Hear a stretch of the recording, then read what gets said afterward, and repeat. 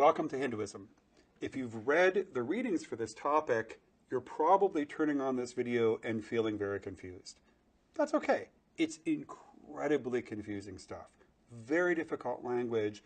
Ideas that seem to be spinning from one place to another. It's really hard to figure it all out. And made worse if you didn't grow up in that tradition of words and names that don't always seem to make sense. So if it's a little bit of a struggle, I understand, and it was for me too, because I didn't grow up in this tradition. However, I do think it's worth thinking about Hinduism because Hinduism offers us some ideas about time that we'll see coming back over and over again, all the way into modernity. So it's a really, really cool idea, or a really cool religion to think about, and it's also very old. So it gives us a great starting spot in our study of time. In fact, Hinduism is not really called Hinduism. The idea of Hinduism as a single religion is a relatively late one, and not one that necessarily Indians themselves would say. So best not to think of Hinduism like Christianity or Judaism that has a relatively set of beliefs. Rather, think about Hinduism as a very long culture with beliefs that kind of lay on top of one another. I like to think about it and talk to my students about it as if Hinduism were, sand art. Do you remember when you were in Boy Scouts, or no, probably Cub Scouts or something like that? You did sand art. So you had a glass jar and you put sand in of different colors, and then maybe you'd put in sticks or something and move that sand around. That's a good way to think about Hinduism, I think, because Hinduism is so old that it has layers one on top of one another. But the layers are not completely static. It's not as if you can't see the bottom layer from the top, because sometimes things change. Things move around, the sand moves around, and so you might see one color coming out from another.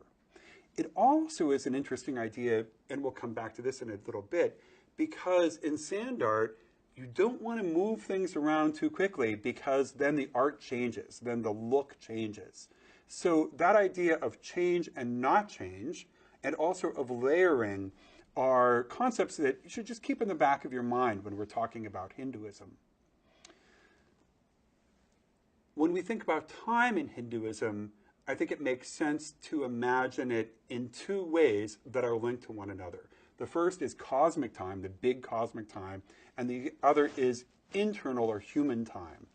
Now, in general, in Hinduism, it makes sense to think about all of these things not just related but linked. That when something happens in the cosmos, it has a microcosmic reflection in our own lives. So things don't always happen external to us or internal to us, but it's a kind of a conversation between that which is outside and that which is inside. Really, really important to remember that there is not necessarily a difference between outside and inside, but that they are thought of in relative but different ways. So the reading that we did for today, introduces this in some very important ways. And what I'd like to do is read some of it, a few lines of it, and then I'll intersperse a little bit of description and a little bit of analysis into that so we can work together through some of this difficult language. This reading comes from some of the Hindu sacred scripture, and as I said before, if you're not used to it, it can be hard stuff. So just sort of hold on and come along for the ride. Atomic time is measured according to its covering a particular atomic space. That time which covers the unmanifest aggregate of atoms is called the great time. The division of gross time is calculated as follows. 2 atoms make 1 double atom. 3 double atoms make 1 hexatom. The hexatom is visible in the sunshine which enters through the holes of a window screen. One can clearly see that a hexatom goes up towards the sky, almost if it were a dust mote or maybe a floater in your eye. The time duration needed for the integration of 3 is called a truthi, and 100 truthis make 1 Veda. 3 Vedas make 1 lava. The duration of time of 3 of them is equal to 1 nimesha. The combination of 3 nimeshas makes 1 kishana. 1 kishana combined together makes 1 kashtra, a word I can never say correctly, and 3 of them make 1 lagu. 15 lagus make one nadika, which is also called a danda. 2 dandas make one muhurta, and 6 or 7 dandas make 1/4 of a day or night, according to the human calculation. Got that? Are you ready for the quiz? It's tough stuff. But look at what's going on here. Very cool. From the very beginning, atomic time is measured according to its covering a particular atomic space. That time which covers the unmanifest aggregate of atoms is called the great time. Now remember that this stuff was being written, and even before that chanted, thousands of years ago.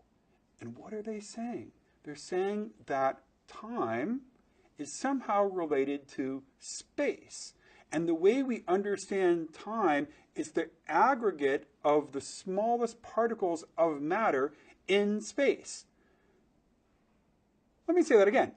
Time is the aggregate of the smallest particles of matter in space.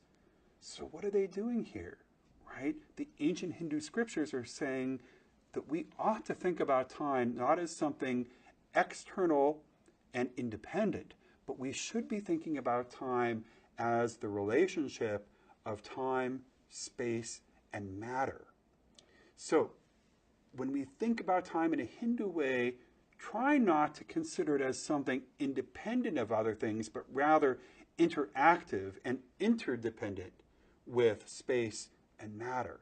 And this is a great way to get out Hinduism in general, this idea of everything being related to one another, of it all being part of something bigger.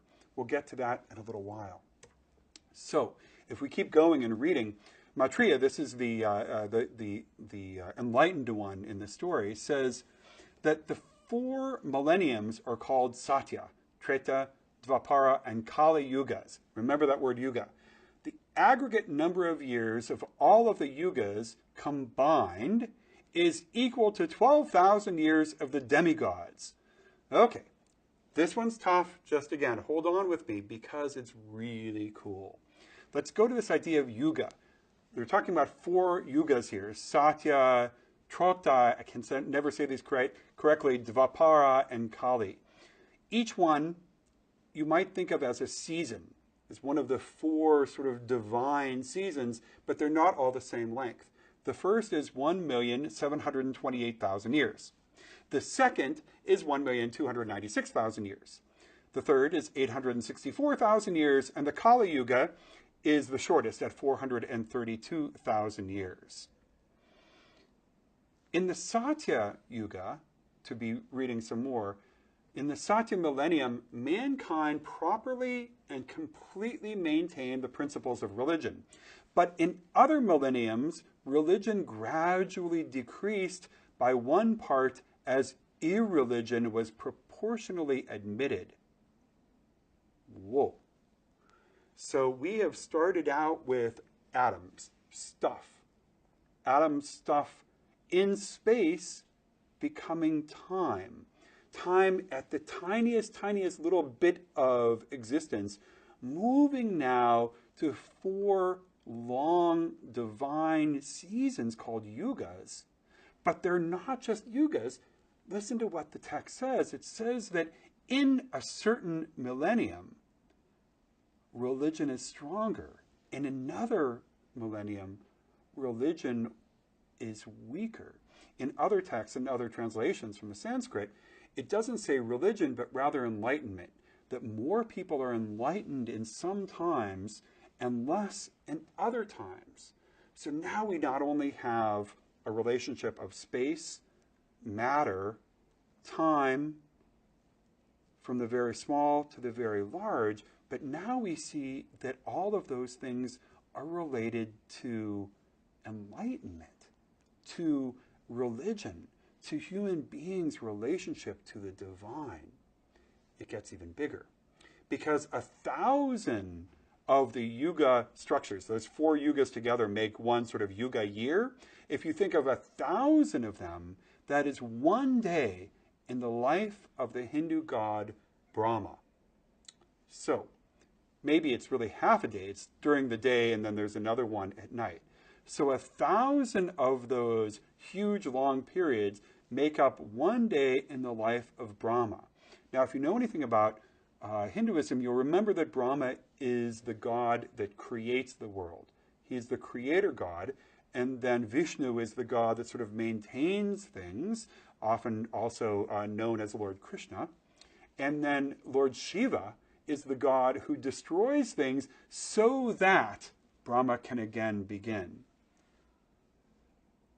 That's one day of the god Brahma's life.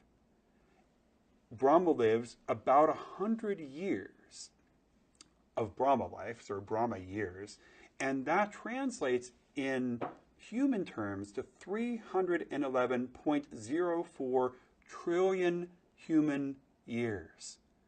So in this one text and set of texts, we can understand moving from the very smallest particle of matter to the very largest imagined sort of existence of the god, Brahma, 311.04 trillion human years. And when that's done, the cycle happens again.